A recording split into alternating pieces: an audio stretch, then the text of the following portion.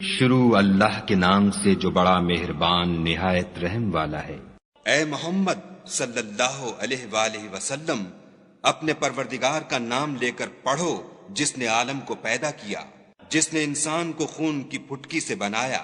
پڑھو اور تمہارا پروردگار بڑا کریم ہے، جس نے قلم کے ذریعے سے علم سکھایا اور انسان کو وہ باتیں سکھائیں جس کا اس کو علم نہ تھا، مگر انسان سرکش ہو جاتا ہے جبکہ اپنے تئیں غنی دیکھتا ہے۔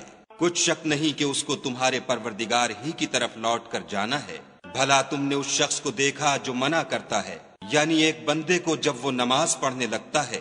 بھلا دیکھو تو اگر یہ راہ راست پر ہو یا پرہیزگاری کا حکم کرے تو منع کرنا کیسا؟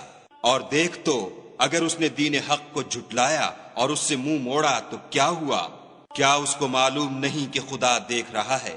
دیکھو اگر وہ باز نہ آئے گا تو ہم اس کی پیشانی کے بال پکڑ کر گھسیٹیں گے، یعنی اس جھوٹے خطا کار کی پیشانی کے بال۔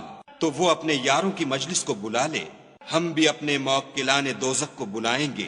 دیکھو اس کا کہا نہ ماننا اور سجدہ کرنا اور قرب خدا حاصل کرتے رہنا۔